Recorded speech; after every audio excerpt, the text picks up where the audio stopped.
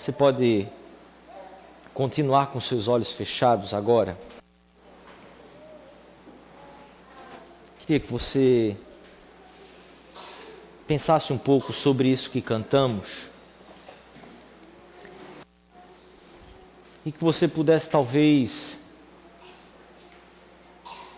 observar, avaliar um pouco sua própria caminhada, avaliar seu coração. Como tantas vezes nós enxergamos as problemáticas, as dificuldades, todas as questões que nos cercam, mas como que Deus quer nos ensinar, como que o Senhor Deus quer com o coração e o seu coração, a presença dEle, a intimidade com Ele, há uma relação profunda com Ele e que Ele nos concede isso mediante o seu próprio Espírito, que Ele faz habitar em nós o sacrifício de Jesus Cristo, pomos a nossa fé em Jesus. Talvez o Senhor queira que o seu coração hoje seja a essa unidade, a essa união, a essa comunhão, a essa intimidade que você precisa ter, que você, por tantas vezes, até na sua caminhada, almeja ter, mas por muitas vezes vamos sendo tomados mais pelo que a gente não deseja fazer do que pelo que a gente realmente quer. Essa luta constante. Feche os seus olhos e peça a Deus, Deus, que Tua palavra hoje me conduza a exatamente aquilo que o Senhor deseja para mim. Que a Tua palavra me conduza a essa relação exata que o Senhor deseja comigo. Faça assim no nosso coração, Senhor.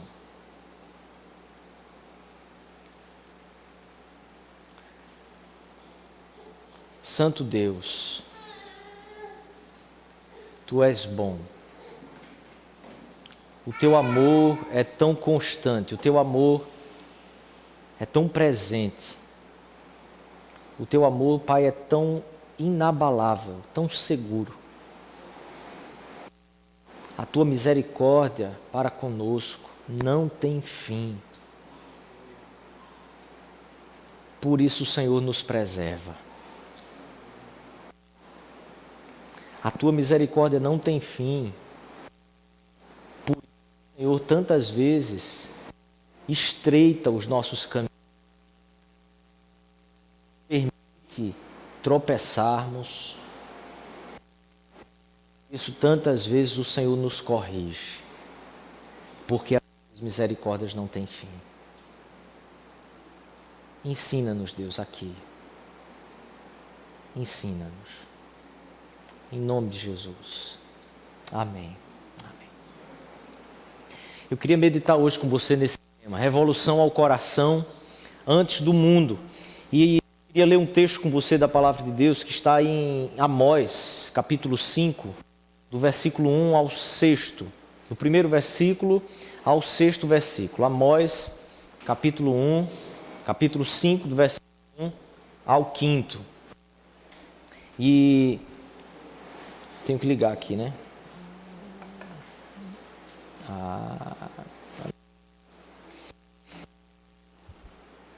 Se você tiver com Bíblia, acompanhar aí, ou então você acompanha a nossa projeção. Diz a palavra de Deus: ouça esta nação de Israel, este lamento acerca de vocês. Ida para nunca mais se levantar, e está a virgem Israel, abandonada em sua própria terra, não há quem levante. Assim diz o soberano, o Senhor: a cidade dar 1000 para o exército, com 100. E aqui mandar 100 ficará com 10. Assim diz o Senhor à nação de Israel: busquem-me e terão vida. Não busquem Betel, não vão a Gilgal, não façam peregrinação a Beceba, pois Gilgal certamente irá para o exílio e Betel será reduzida a nada. Busquem o Senhor e terão vida.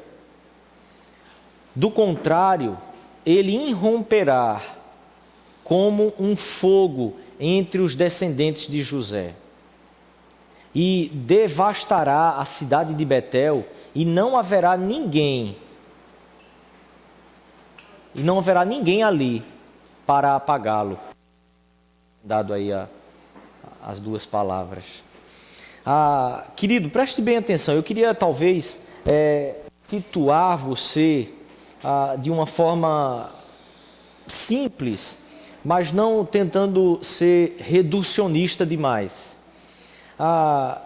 Quando a gente lê um texto dos profetas, há algumas implicações ali que às vezes ficam confusas na nossa mente, porque nós talvez não tenhamos a noção exata do que está acontecendo ali, do que aquele profeta está se referindo, do que é que ele está falando exatamente. Às vezes as próprias profecias vêm com palavras e coisas difíceis que a gente entenda.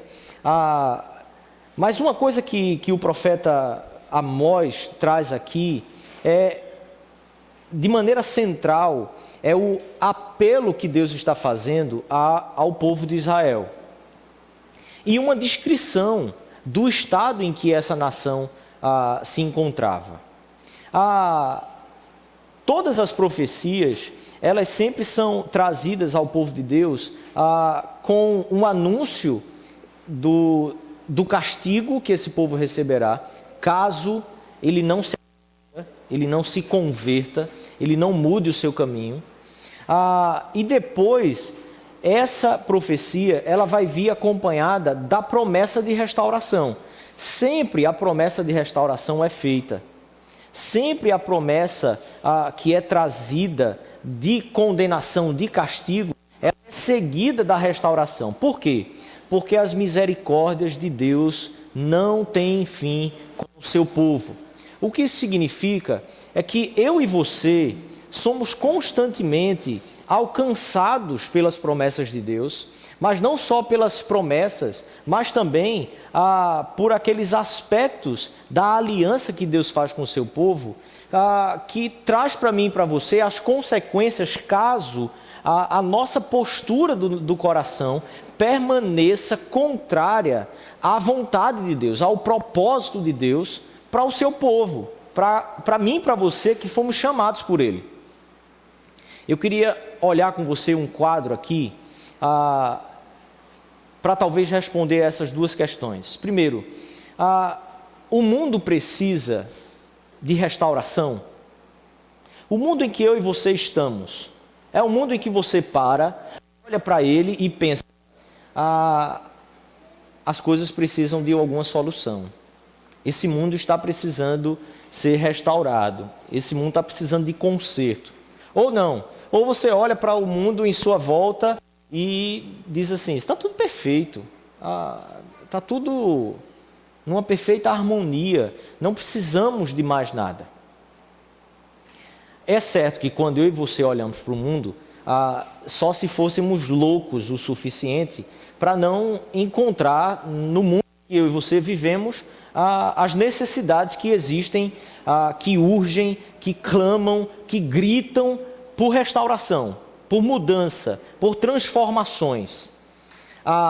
O mundo em que eu e você vivemos está constantemente gritando e dizendo: algo precisa ser feito. em qualquer área da sociedade, em qualquer área do mundo em que eu e você estivermos inseridos, nós entramos ali e percebemos quantas coisas estão erradas, quantas coisas precisam ser mudadas, quantas coisas precisam ser restauradas. Segunda pergunta seria: o mundo evoluiu em suas relações humanas? O mundo em que eu e você vivemos é um mundo diferente de um mundo em que as pessoas viviam talvez há 50 anos atrás, 60 anos atrás, 30 anos atrás?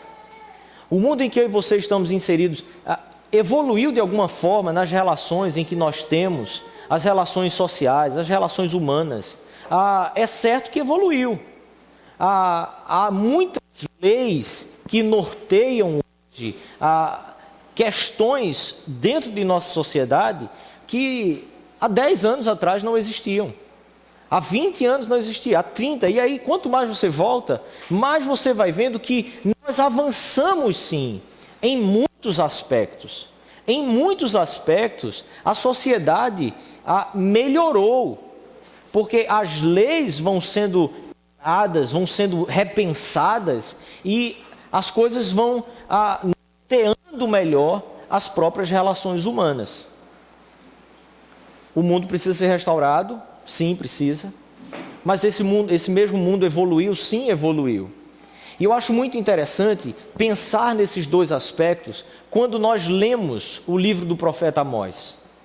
Porque a narrativa da história do mundo, perspectiva bíblica, ela se encontra dessa seguinte forma. Primeiro, Deus cria o mundo com um propósito que é bem natural, ou seja, a vontade de Deus, os propósitos de Deus, eles estão ali, eles acontecem naturalmente, as coisas estão indo do jeito que foram criadas para ser. As relações também acontecem de forma natural, da maneira que foram criadas para ser. Então, a Bíblia narra a história do mundo em que eu e você fazemos parte. Nessa sequência, fomos criados com um propósito, com um significado, com um sentido. E que nós vivíamos de maneira natural esse propósito e esse significado. E nossas relações eram assim também. As relações humanas aconteciam dessa forma naturalmente, porque fomos criados para isso. Mas depois que o próprio ser humano se equivocou, errou, cometeu escolhas erradas, a Bíblia mostra um mundo que agora se desenvolve com um propósito natural, e o propósito da existência, da criação, não muda em nenhum momento, apesar das nossas falhas, do pecado humano, da natureza humana caída. O propósito para esse mundo em que eu e você estamos inseridos, ele continua o mesmo. As necessidades desse mundo que eu e você estamos inseridos, elas são necessidades que surgem após a queda, após o erro humano. Por isso, preste bem atenção. Quando eu e você estamos inseridos nesse mundo, olhamos para as necessidades que eles têm e percebemos, que eles não, né? Que ele tem, e percebemos essas necessidades, eu e você precisamos entender que o propósito desse mundo continua o mesmo. Deus não mudou as suas intenções na criação e na existência. Nós mudamos a perspectiva, nós mudamos a maneira de olhar para esse mundo. Por isso, muitas vezes, nós olhamos para o trabalho e não conseguimos perceber no trabalho a mesma relação que temos quando nós estamos, por exemplo, em um culto, em um momento em que eu e você estamos lendo a Bíblia, ou em um momento em que eu e você estamos orando. Às vezes, por não perceber que o sentido, o propósito que Deus criou para esse mundo em que eu e você estamos inseridos, para mim e para você, por não percebermos que esses propósitos não mudaram, nós começamos a encarar a vida de uma maneira linear e nos esquecemos. Essa relação é uma relação que, quando encontramos a Deus e o verdadeiro do que Ele traz para a nossa vida, a percepção que temos de toda a existência, do nosso papel nesse mundo, ela muda. Por isso, esses questionamentos sobre a transformação, a restauração do mundo, eles são questionamentos que vêm sim no nosso coração, mas eles não são questionamentos que ficam longe de nós, longe do nosso alcance. Por quê? Porque é relação com Deus, é culto a Deus, é devoção, é comunhão com Deus, quando eu e você trabalhamos para suprir, para tentar tapar as necessidades que surgiram neste mundo a partir da queda. O meu trabalho e o seu, eles não são um adendo à sua vida, mas eles fazem parte do propósito que Deus tem na minha vida e na sua vida para a restauração de todas as coisas, para a transformação desse mundo. Toda narrativa bíblica, toda narrativa da história desse mundo, a partir da queda, ela se manifesta dessa forma. Quando lemos a palavra de Deus, por toda ela, nós vemos isso. E uma relação, então, que, ao contrário de ser uma relação, então, natural, como antes da queda, uma relação com Deus agora que se estabelece de maneira representativa. Dessa forma, o sacerdote fazia, então, a representação, a ligação com o povo, ok? A intercessão de Deus com o povo era feita pelo sacerdócio, pelos profetas. A relação com Deus agora não é mais aquela relação onde os homens poderiam ter quando tudo era perfeito, mas é uma relação representativa. E essa representação, ela passa então do sacerdote para o povo e do povo para as nações. O povo que Deus escolheu para representá-lo, para anunciá-lo, para manifestá-lo para as nações. E esse povo é o povo de Israel. Não é um povo diferente dos outros. Não é um povo melhor do que os outros, porque a própria palavra de Deus mostra que quando Deus escolheu esse povo simplesmente não era nada. Então, essa representação desse povo para as nações, ela era feita simplesmente pela graça de Deus, porque quer manter, quer desenvolver com os homens que Ele criou, aquela relação natural quando Ele criou todas as coisas de maneira perfeita. E isso é o anúncio que o povo de Deus precisa conduzir a todas as nações. Esse povo, então, como um representante de Deus na terra.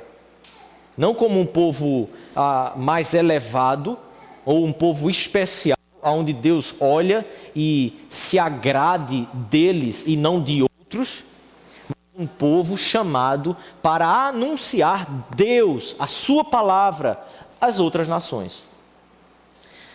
De maneira resumida, então, a narrativa bíblica da história do mundo, ela se encerra com a restauração de todas as coisas. A restauração desse propósito natural, nossa vida sendo estabelecida, restaurada a uma vida com um propósito, um sentido, um significado, da mesma forma que fomos criados para viver e existirmos.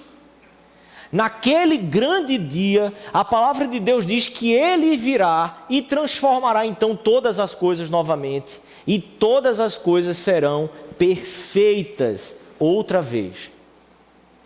E a relação continuará ou voltará a ser aquela relação natural como Ele nos fez no Éden. Eu achei lindo em toda a narrativa bíblica. Ela salta aos nossos olhos quando pegamos então as Sagradas Escrituras, como pegamos a palavra de Deus e conseguimos olhá-la como um início, um meio e um fim, e não apenas como um livro recortado que foi sendo juntado ocasionalmente, mas um livro que tem um início, um meio e um fim. Esse livro é a palavra de Deus. O que é que o profeta Amós então onde ele se encontra aí nessa história. A grande questão é que toda profecia, ela se encontra dentro desta fase da narrativa bíblica.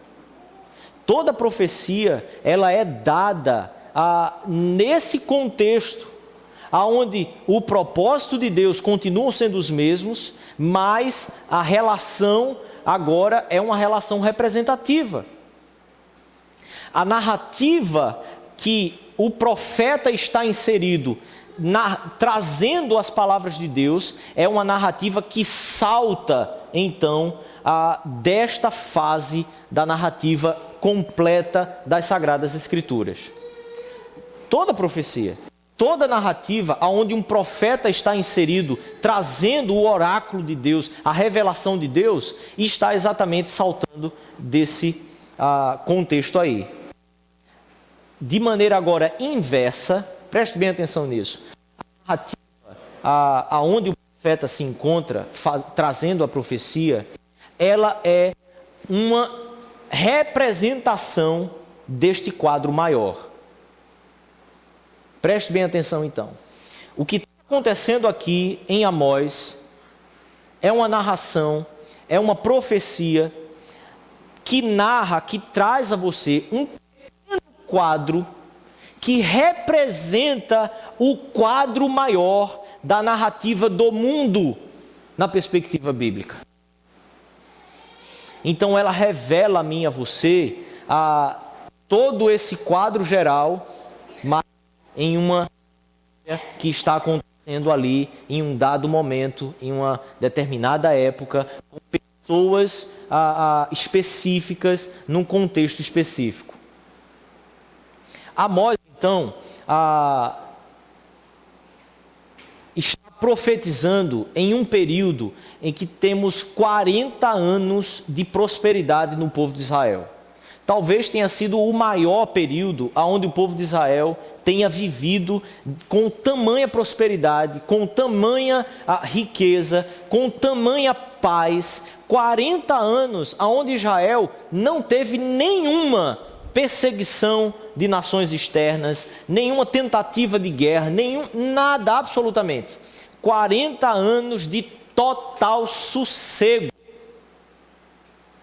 Total sossego. Eu acho que esse contexto de Amós é um contexto muito parecido conosco, porém, não com 40 anos. Mas nós brasileiros, via de regra, ou de maneira geral, nós vínhamos em uma ascendente que era assim, quase como um sonho.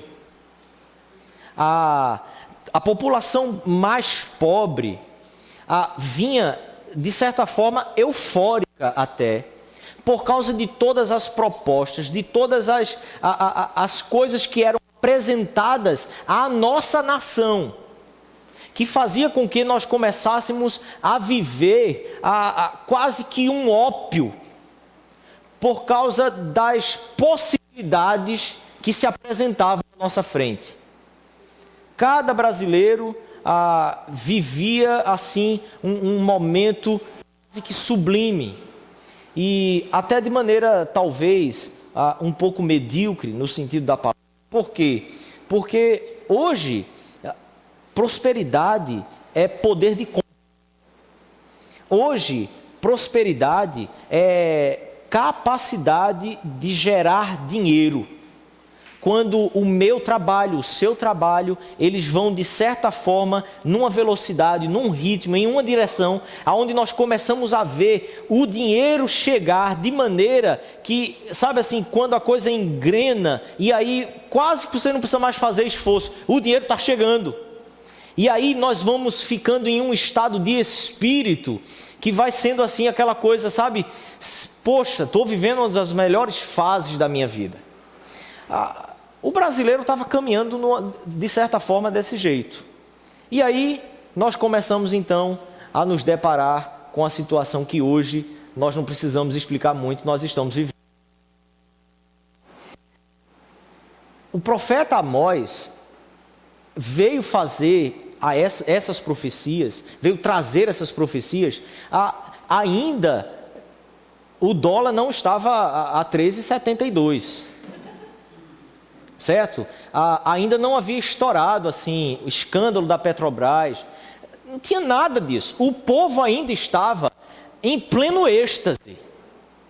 E aqui a ideia de prosperidade para o judeu não é a nossa ideia de compra, aquela coisa toda, mas é andar nas ruas e não ter preocupação com nada, sabe? A hora que você quiser andar na rua, deu na telha, ficou acordado até 3 da manhã e de repente eu preciso caminhar, se eu não caminhar eu não vou dormir hoje. Poder sair na rua e caminhar, botar o seu celular, caso sua esposa acorde, e aí ela liga para você para saber onde é que você está. Aí você vai dizer, estou caminhando. Não, estou aqui, ó, pelo Clube das Paz, descendo ali. Diz, mas 3 horas da manhã, amor, disse, minha cabeça estava a mil, eu estou precisando. Ah, tá bom, então quando chegar, diz que eu vou trancar a porta. Se você diz para sua esposa, a mulher vai se desesperar. O que é que você está fazendo aí, perto da favela, às 3 horas da manhã? As ameaças que nós temos hoje são ameaças que vêm de dentro da nossa sociedade, de dentro da nossa cidade, de dentro do nosso bairro. As ameaças na época que as nações tinham, não eram ameaças que vinham de dentro. Por isso elas tinham os seus muros. Os muros cercavam as cidades e aí transitar dentro da cidade é sossego. As ameaças vinham de fora. Hoje, os muros que cercavam as cidades diminuíram, cercaram as nossas casas. E eles estão tão curtos que mesmo dentro das nossas casas, nós não conseguimos nos sentir seguros. Agora imagine, esses 40 anos para Israel eram 40 anos onde prosperidade incluía isso. A ausência de guerra, a ausência de perturbações, a ausência de qualquer coisa. Isso é o shalom. Paz, tranquilidade, ter o que comer, ter o que vestir, simplesmente tranquilidade total. Amós vem e traz profecias anunciando épocas completamente diferentes daquela. Mas havia alguma coisa também que era muito característica daquela época, era o exercício da lei. Muitos aspectos da lei de Deus estavam sendo trabalhados e exercitados naquela época. Os sacerdotes estavam fazendo aquilo que precisavam ser feito. Porém, dentro desse exercício da lei, existia um sincretismo religioso que havia tomado conta daquela nação. Várias coisas estavam sendo inseridas no culto a Deus, misturados com práticas do culto pagão. Exercitava a lei, cumpria alguns mandamentos, mas outros aspectos não eram obedecidos. Por quê? Porque esse povo estava entorpecido. Esse povo estava em plena prosperidade, sem nenhuma ameaça, um rei excelente reinando sobre a vida deles, e tudo então estava sendo suprido. Um outro aspecto que já foi trazido aqui então, era essa adoração sincrética.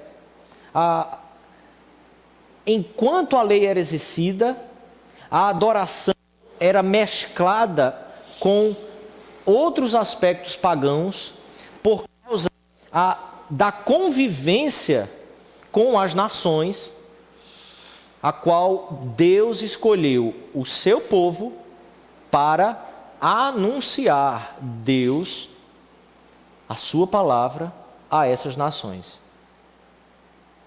Mas o que acontece é que a ideia de conforto, a ideia de prosperidade que o ser humano termina encontrando, muitas e muitas vezes, distorcem o sentido, o objetivo que nós mesmos fomos criados para viver. Qual é o apelo divino, então, aqui nesse contexto? Qual é o apelo que o Senhor traz a partir do profeta Amós? Buscai-me e vivei. Buscai-me e vivei. Queria pensar somente nessas duas palavras com você. Porque certamente a problemática que existia nesse contexto é uma problemática que Deus resolve com graça, assim como o nosso contexto, a nossa dinâmica de vida. Problemáticas, questões que Deus também resolverá da mesma forma. A palavra buscai, no seu contexto ali do texto, é um chamado à relação natural de intimidade com Deus. A ideia que o texto está trazendo é que Deus está chamando um povo que, apesar de viver num determinado conforto e tranquilidade de vida externa, estava esquecendo do sentido, do propósito mais natural para a sua própria vida. Lembre-se, querido, preste atenção nisso. A ideia do apelo que Deus faz através do profeta Amós é que nós não fomos chamados para viver com Deus como uma coletividade apenas.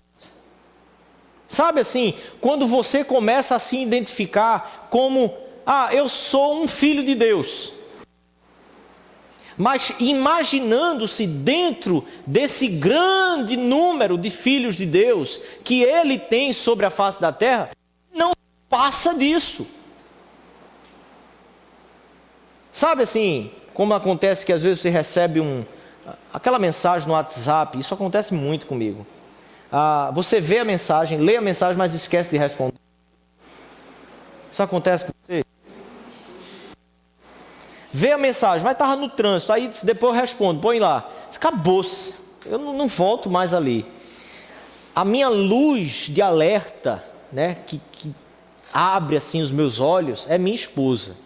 Ela vira e mexe, pega meu WhatsApp, vai olhar e vê lá a pergunta. Ela disse, amor, você não respondeu a mensagem da sua mãe. Ela disse, mas o que foi? O problema é que ela começou a mensagem já com umas divulgações que não me agradaram. Aí eu já deixei de lado, esqueci o resto. Que depois vinha, como é que você está, meu filho? Como é que você... Vai tudo bem, só que eu li o início e já deixei de lado. Buscai-me traz uma ideia de buscar a Deus como um indivíduo, aonde um outro indivíduo se relaciona pessoalmente, cara a cara, olho no olho, face a face. Buscai-me. Gente, o que o profeta mostra trazendo aqui é, queridos, esse mundo vai passar. Essas coisas, essas ilusões, tudo isso, todo esse pantim que nós estamos vivendo, isso aqui passa. Eu e você fomos criados, fomos chamados a uma intimidade, assim como Ele fez e desejou desde o início para todos os seres humanos. Deus nos criou para o conhecermos. Deus nos criou para nos deleitarmos nele. Deus nos criou para buscarmos a Ele. Buscai-me, buscai-me. Um chamado a uma relação natural de intimidade com Deus. Talvez você também se encontre em uma situação como a do povo de Israel. Uma relação representativa. Opa, bati aqui sem querer. Uma relação representativa. Aquela relação onde você espera que o sacerdote cumpra os papéis dele, para que você então receba as benesses, a graça de Deus, a partir daquilo ali. Querido, Deus nos enviou Jesus, para que essa relação não precisasse mais ser a partir de intermediações. Ele nos deu o seu Espírito para que eu e você pudéssemos viver esta relação com o Pai. Atenção. Você, antes de qualquer coisa, foi criado e chamado a buscar a Deus em uma relação natural de intimidade com Ele. Aonde em tudo o que você faz, aonde você estiver inserido, em absolutamente todas as coisas que cerquem a sua vida, a busca por Deus esteja ali. Para que não haja dicotomias, para que não hajam separações entre o que eu faço para Deus e o que eu faço com Deus. Para que não haja separação entre as coisas que são para o mundo, ou para mim, ou para a minha família, e as coisas que eu faço para Deus. As coisas que eu faço apenas para me sustentar, e as coisas que eu faço para Deus. Buscai e viver. Esse é o chamado de Deus. Vivei é um chamado a despertar do estado de morte. Isaías diz: desperta tu que dormes. Paulo trabalha e explica esse texto de Isaías, agora acrescentando a pessoa de Jesus Cristo. Desperta tu que dormes e Cristo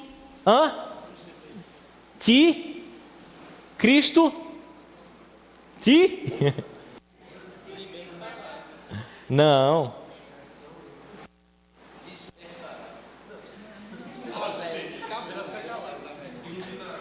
Iluminará. Tinha que ser essa mente, né? Cristo te iluminará. Irmão, irmã, presta atenção. Vivermos sem percebermos que a veia, o eixo principal da minha vida e da sua vida é buscar a Deus. E buscar a Deus em qualquer coisa. Não buscar a Deus nas coisas, mas buscar a Deus em absolutamente tudo em que estamos fazendo. Como se absolutamente todas as coisas realmente estivessem ali para Ele.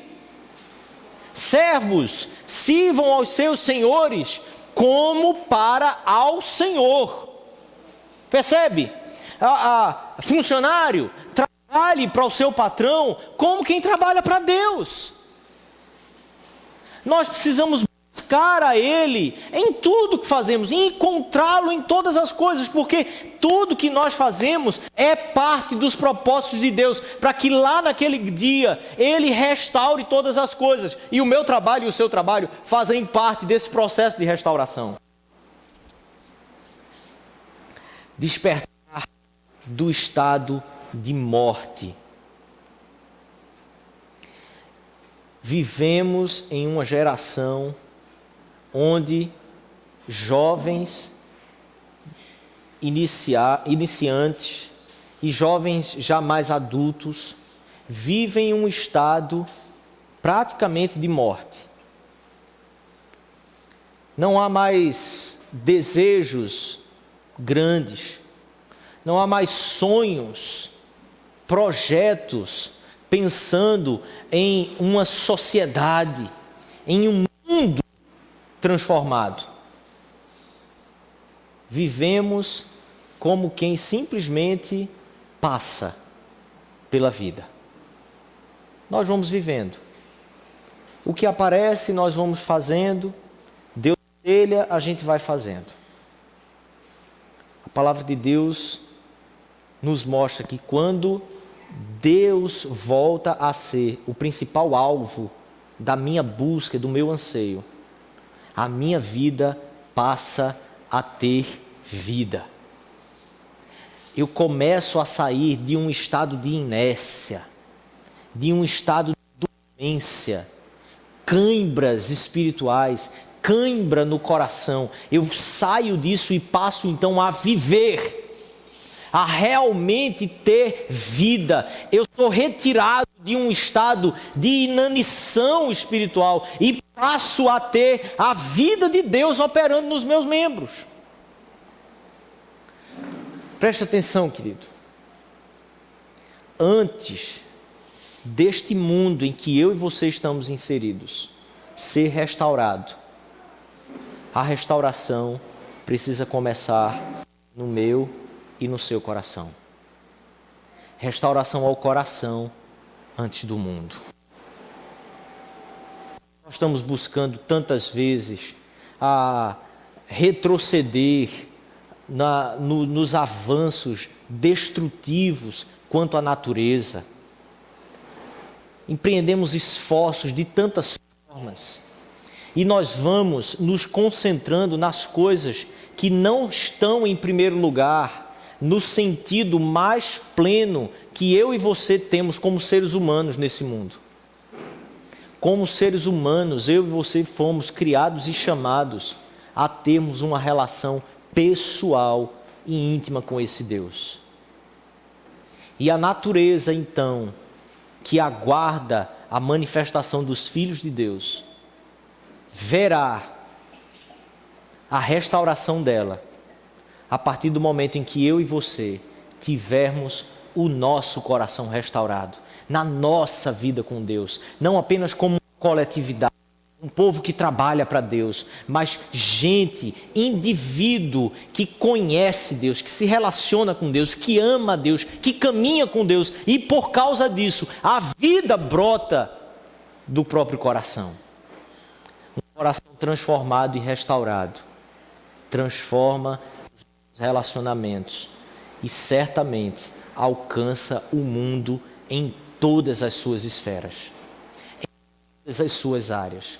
Um coração que conhece Deus, caminha com Deus, que se entrega a Deus, que se rende a Deus, certamente conduzirá o mundo a um estado melhor para se viver.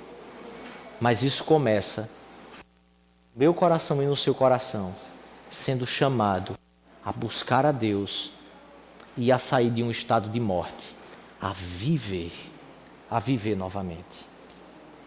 Talvez, querido, hoje seja um dia em que Deus esteja chamando você a despertar,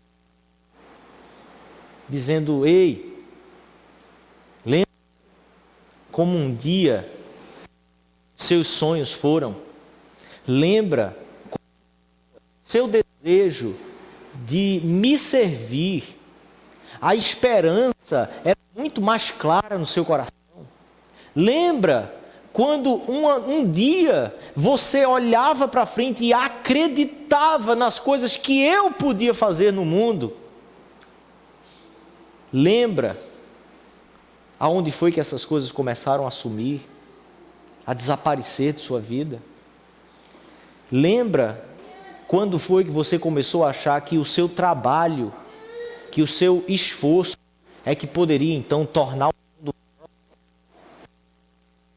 Volta a buscar e a viver.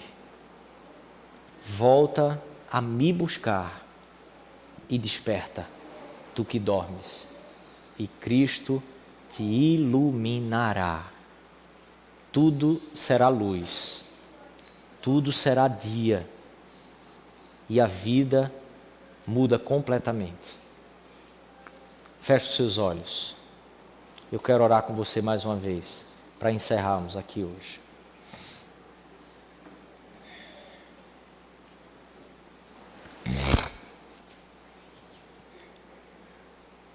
Deus Pai,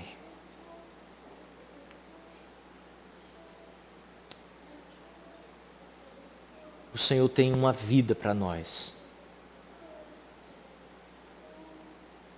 O Senhor tem propósitos para a nossa vida. queremos te buscar, Pai. Pedimos que, em nome de Jesus, o teu divino Espírito conduza o nosso coração ao arrependimento, conduza o nosso coração a Jesus.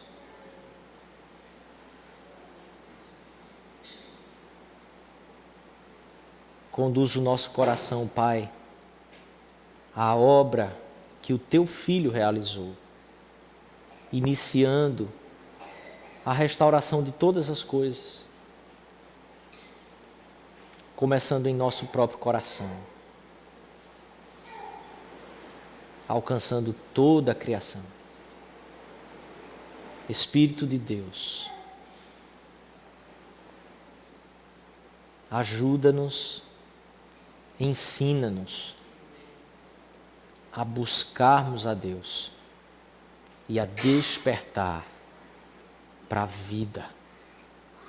A despertar para a vida. Em nome de Jesus, Pai. Amém, Senhor. Amém. Amém.